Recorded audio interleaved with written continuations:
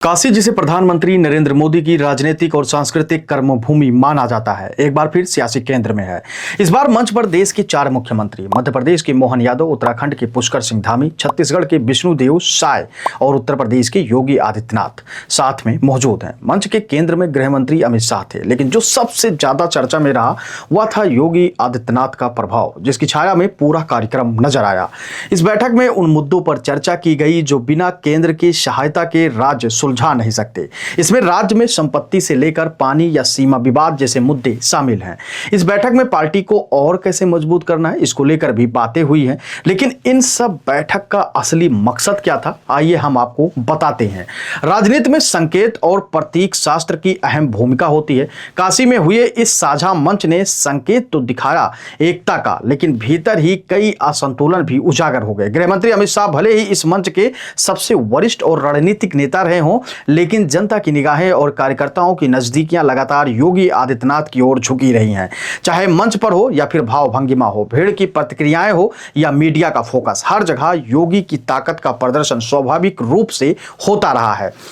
या वही योगी हैं जिनके खिलाफ बीते कुछ महीनों में बीजेपी के भीतर कुछ खेमे सक्रिय हुए थे। लेकिन काशी के इस दृश्य ने साफ कर दिया है कि उत्तर प्रदेश की राजनीति में योगी का कद कम नहीं हुआ है, बल्कि और विशाल हुआ है। अमित शाह पार्टी के चाणक्य कहे जाते हैं। उनका हर दौरा, हर संवाद राजनीतिक अर्थ के लिए होता है, लेकिन इस बार उनके चेहरे पर जो संदेश झलक रहा था वह केवल आत्मविश्वास नहीं बल्कि चिंता से भी भरा हुआ दिखा। बीजेपी की रणनीतिक दृष्टि से यह सवाल अहम है कि क्या योगी आदित्यनाथ अब पार्टी के लिए एक क्षेत्रीय नेता से अधिक और बड़े हो चुके हैं? क्या वो अब मोदी के बाद की सूची में सबसे ऊपर हैं? यदि यह सत्य है तो अमित शाह की बेचैनी स्वाभाविक है, क्योंकि संघ और पार्टी नेतृत्व किसी एक चेहरे पर पूरी निर्भरता नहीं चाहता। जबकि योगी का चेहरा अब न सिर्फ यूपी बल्कि पूरे देश में बीजेपी समर्थकों के बीच लोकप्रियता बटोर रहा है। 2024 के लोकसभा चुनाव में बीजेपी ने उत्तर प्रदेश से 80 में से सिर्फ 33 सीटें जीत हासिल की थी, लेकिन यह संख्या 2014 और 19 की तुलना में काफी कम रहा था। इसलिए पार्टी को यह एहसास हो गया था कि अब 2027 के विधानसभा चुनाव की तैयारी शुरू करनी है। ऐसे में योगी का असर न केवल बनाए रखना है बल्कि उसको दिशा भी देना जरूरी होगा। शाह चाहते हैं कि योगी पार्टी की लाइन में रहें, लेकिन योगी की शैली है स्वतंत्र और स्पष्ट। उन्होंने ना तो 2024 में पार्टी के भीतर असहमति से घबराया, न ही विरोधी धड़ों की हलचल से वो कहीं डिगे।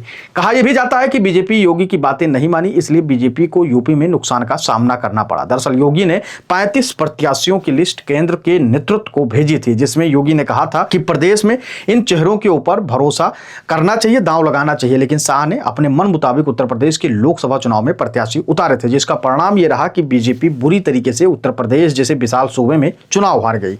अखिलेश यादव को पूरा फायदा मिला। तो यह कहने में कोई गुरेज नहीं है कि अगर यूपी में बीजेपी चुनाव जीतना चाहती है तो उसे योगी आदित्यनाथ के नेतृत्व में चुनाव लड़ना पड़ेगा। इन सब बातों के अलावा राष्ट्रीय स्वयंसेवक संघ इस समय पूरी तरह मौन है, लेकिन वह यह देख रहा है कि बीजेपी के भीतर शक्ति संतुलन किस दिशा में जा रहा है। योगी की बढ़ती कस से पार्टी का हिंदुत्व चेहरा मजबूत हो रहा है, लेकिन साथ ही केंद्रीय नेतृत्व के लिए यह चुनौती भी है कि कैसे एक छत्र नेतृत्व की छवि को संतुलित किया जाए। काशी में हुआ यह शक्ति प्रदर्शन दरअसल पार्टी के भीतर चल रही सत्ता की खींचतान का दृश्य रूप था। अमित शाह भले ही पार्टी के रणनीतिक स्तंभ हो, लेकिन योगी आदित्यनाथ की लोकप्रियता और राजनीतिक पकड़ फिलहाल चुनौती देना किसी के लिए आसान नहीं है। यह बैठक केवल सत्ता की एक तस्वीर नहीं दिखाता, बल्कि बीजेपी की आगामी राजनीति का रुख भी बताता है। जहां एक तरफ केंद्र योगी को साधना चाहता है, वहीं योगी खुद को किसी के अधीन नहीं रखना चाहते हैं। काशी की राजनीति ने यह फिर साबित कर दिया है कि योगी अब सिर्फ मुख्यमंत्री नहीं बल्कि एक राजनीतिक ध्रुव केंद्र बन चुके हैं, और अमित शाह के लिए यह सबसे बड़ी बेचैनी की वजह है। शाह इससे पहले लखनऊ में भी आए थे, उन्होंने केशव को मित्र बताया था। इसके पहले भी केशव प्रसाद मौर्य, ब्रजेश पाठक या यूं कहें कि उत्तर प्रदेश के दोनों डिप्टी सीएम कई बार दिल्ली का चक्कर काट चुके हैं, और वो चाहते हैं कि यहां उनके नाम के पीछे जो डिप्टी लगा है उसको हट जाए, यानी हटा दिया जाए। विपक्ष के जो नेता है अखिलेश यादव, उन्होंने भी इस ओर कई बार इशारा किया, और अखिलेश यादव ने साफ तौर पर कहा कि जो दोनों डिप्टी सीएम हैं वो अपने नाम के आगे का जो डिप्टी लगा है उसको हटाना चाहते हैं, यानी कि सीएम बनना चाहते हैं। तो ये बात आग की भात पूरे प्रदेश और देश में फैली कि योगी आदित्यनाथ की राजनीति का क्या होगा, क्या उनका उनका भविष्य खत्म होने वाला है? क्या योगी आदित्यनाथ मनमाने तरीके से उत्तर प्रदेश में काम कर रहे हैं? कई सारे सवाल सियासी गलियारों में उठते गए, लेकिन इन सब पर अब मोहर लग गई है। ये सब सारे सवाल बंद बक्से में जा चुके हैं, क्योंकि योगी आदित्यनाथ ने काशी में आज दिखा दिया कि किस तरीके का उनका नेतृत्व है, किस तरीके के कार्य करने की उनकी शैली है। चार मुख्यमंत्री मौजूद थे वहां, लेकिन सबसे ज्यादा अगर बात हुई किसी की तो वो थे योगी आदित्यनाथ, क्योंकि उत्तर प्रदेश देश का सबसे बड़ा सूबा है। 403 विधानसभा की सीटें और 27 में चुनाव है। इसलिए कहा जा रहा है कि योगी आदित्यनाथ ही वो चेहरा है जो 27 के चुनाव में भारतीय जनता पार्टी को एक बार फिर से, यानी कि तीसरी बार जीत दिला सकते हैं। वैसे समाजवादी पार्टी भी लगी हुई है लगातार इसको तोड़ने में, भारतीय जनता पार्टी को, कि वो किसी तरीके दो गुट में बढ़ जाए जिससे उसको फायदा हो और अखिलेश यादव एक बार सीएम बने।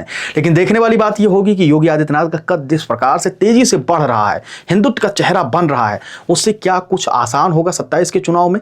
क्या अखिलेश यादव इसको तोड़ पाएंगे, या फिर योगी आदित्यनाथ के नेतृत्व में एक बार फिर भारतीय जनता पार्टी अपनी सरकार बनाएगी? दूसरा सबसे बड़ा सवाल, क्या भारतीय जनता पार्टी अगर योगी आदित्यनाथ को किनारे लगाती है तो उसका कितना बड़ा नुकसान उसको उत्तर प्रदेश जैसे विशाल सूबे में झेलना पड़ सकता है? आप अपनी राय हमें कमेंट सेक्शन में जरूर दीजिएगा और बताइएगा कि योगी आदित्यनाथ बीजेपी के लिए कितना महत्वपूर्ण है।